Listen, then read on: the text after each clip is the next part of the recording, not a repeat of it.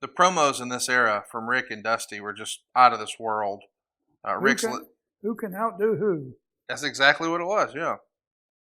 And that wasn't just on TV, right? They Oh were no, Dusty went out and bought a Mercedes. Rick went out and bought a Mercedes. Uh, I can remember the conversation. Rick said, "Well, I'm going to get the windows tinted." Dusty says, "No, you want everybody to see you've got one." But I mean, that's what it was. I mean, they did this with cars and fur coats and Rolexes and women and everything, I right? mean, it was a fight outside the ring. I can outdo you in anything. It didn't matter what. And a lot of that is probably rooted in the idea that once upon a time, Rick wanted to be Ramblin' Ricky Rhodes. He carried Dusty's bags. He wanted to be Dusty, and now he finds himself being the top guy. He's the NWA World Champ, but Dusty is the booker. So that rivalry is born, right? Yeah. Do you think Dusty ever really respected Rick, or because he sort of idolized him coming up, that was a challenge for him? I think it was a challenge for him. Um, but I think he learned to respect him because, I mean, Rick could do things that Dusty couldn't Right, and never could. I don't think he'd ever admit it. right. You're in the middle of that whole Dusty Rick thing, and you've got to sort of walk a tightrope because egos are a big deal in any entertainment. But now you've got one that you can't live without in Dusty because he's the creator, but another you can't live without because he's the performer, and you're sort of caught in the middle. How do you walk that tightrope? Carefully. Make sure that somebody's feelings weren't hurt. I mean, if you sent a finish for Rick in Richmond and Dusty's in Savannah, he may not like it. I mean, it was a constant battle of making sure the two egos didn't clash. Because left alone, they would have destroyed each other. Oh man. Well, they're going to destroy each other on camera, and that's good for business. In late '85, the heels essentially gather around to do a promo together, and it's lightning in a bottle. You've got J.J. Dillon there with Tully Blanchard. Of course, Arn and Ole Anderson are out there, and the world champion Ric Flair. And Arn just let those words fall out of his mouth. The Four Horsemen. Arn's described it as organic in that it wasn't scripted or planned. It just sort of happened. When did you know the Horsemen were going to be a big deal? Almost instantly. I mean, uh, I had flown to Kansas City to recruit Tully Blanchard. Mm. I really liked Tully's work.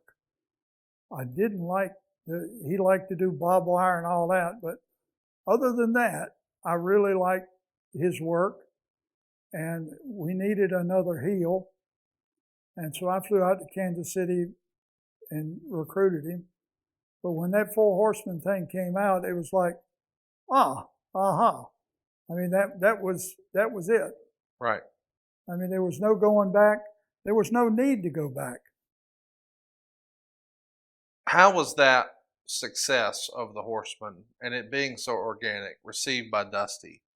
I ask because he's positioned as the puppeteer, but he's also a babyface, so he has to love the idea of a heel starting to heat up.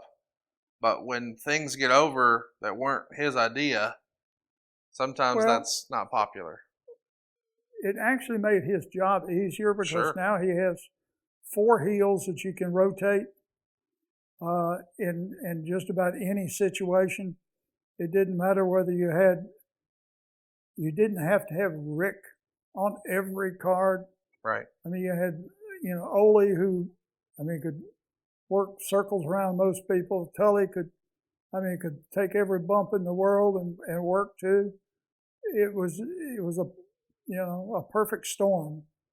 And so now, if Dusty needed to beat somebody up, he could go beat Tully up. Right. And to get to Flair, but never get to Flair. And it just, it just gave him a lot more options.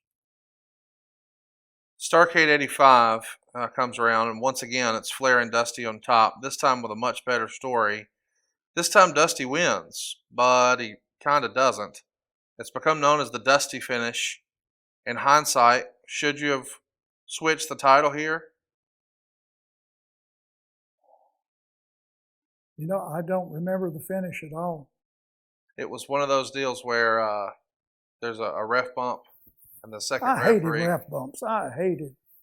Absolutely hated that. Dusty would become reliant on the ref bump and the fans in the arena thinking they've seen a title switch, only to find out after the fact they haven't. And when things start to go sideways in your business, a lot of people would point to that famous quote unquote Dusty finish as a culprit. Do you think that's been overstated, or did it hurt? Well, it hurt. I mean, I didn't like it. I didn't like it when it happened, and I can see why the fans did. I mean, it's just in all sports, you can't do that, and we did it. Did you have a strong opinion about what should have happened in that main event as far as switching the title or not?